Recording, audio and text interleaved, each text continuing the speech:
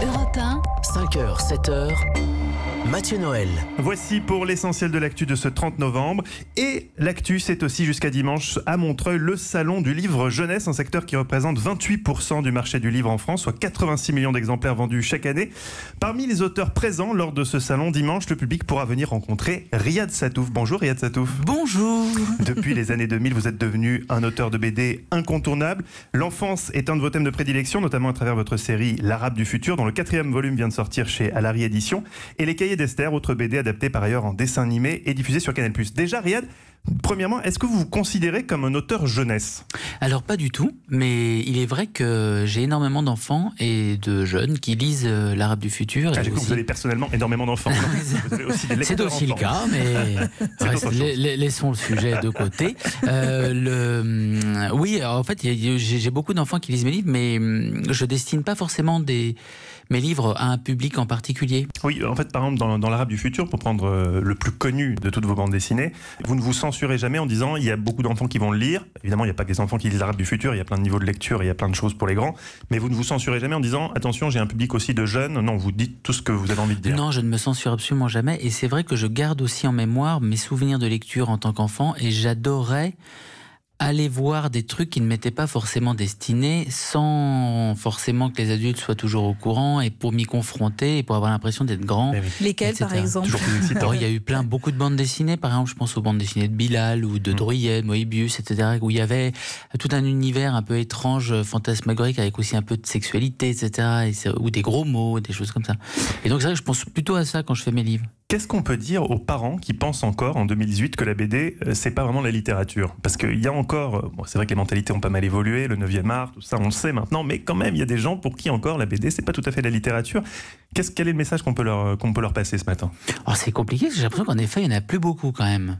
Je sais que L'Arabe du futur, je l'ai pensé vraiment pour les gens qui ne lisent pas de bande dessinée, et j'ai énormément de lecteurs, je les rencontre en librairie, etc., qui viennent me voir et qui sont extrêmement fiers de me dire que c'est la première BD qu'ils ont lue, ou que je leur ai fait découvrir la BD, etc., des mamies, des papis, des familles. Tu vois, il y a quelque chose qu'on m'a souvent dit, on m'a dit, oui, mais je sais pas trop la BD si je dois d'abord lire le texte ou regarder le dessin. Oui.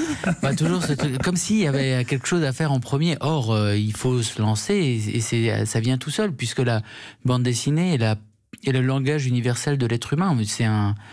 Dans les cavernes, c'était des BD déjà que les mecs dessinaient. Tous les humains. C'est peut-être la première BD. Vous savez que le A, si vous tournez le A, la lettre A, vous la tournez dans l'autre sens, ça devient une tête de taureau. Ça vient de la tête du taureau. Et c'est de Alep, qui est la ville d'Alep, et c'est là où a été inventée l'écriture. Le début du début du début. Voilà, toute l'écriture vient du dessin et c'est des petites BD. Alors, le héros de L'Arabe du futur, on sait qui c'est vous. Mais qui est Esther ? Esther, c'est une jeune fille qui est la fille d'un couple d'amis à moi et qui me raconte des histoires toutes les semaines. Et j'en fais des bandes dessinées qui paraissent dans l'Obs. Est-ce qu'elle touche des droits d'auteur ? Alors, c'est marrant parce que c'est vraiment une des questions qu'on m'a le plus posées. C'est vrai ? Oui, et alors je m'étais dit, je ne vais pas en parler parce qu'elle ne sera pas au courant qu'elle touche des droits. Mais dès que je fais un truc, on me dit, alors Esther, elle est blindée ou quoi ?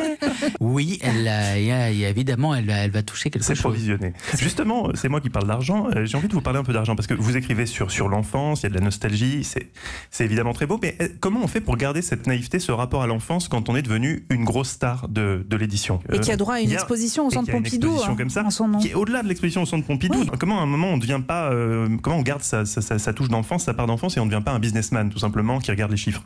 Disons que j'ai pas l'impression d'être plus passionné aujourd'hui que je ne l'étais pendant les 15 années où j'avais beaucoup moins de lecteurs. Donc j'ai pas tellement changé. Il se trouve aussi, je crois vraiment sincèrement que j'avais déjà un ego hypertrophié quand j'avais pas de succès. Donc en fait, il n'a pas augmenté particulièrement depuis que j'en ai. Il est resté stable. Il est resté assez stable. Alors quand j'avais pas de succès, je passais pour quelqu'un un peu d'infect parce que comme on dit vulgairement, je pétais plus haut que mon cul. Mais maintenant, peut-être j'ai l'air plus... Vous pouvez vous permettre. Non, mais je sais pas, j'ai pas la... Et c'est vrai que je m'intéresse au monde dans lequel on vit parce que je suis un peu paranoïaque.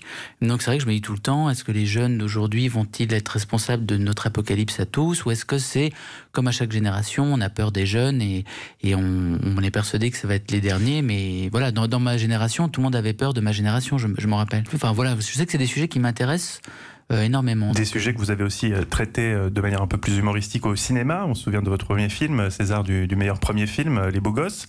Il y a eu un deuxième film qui a un peu moins marché. Est-ce qu'il y aura un troisième film?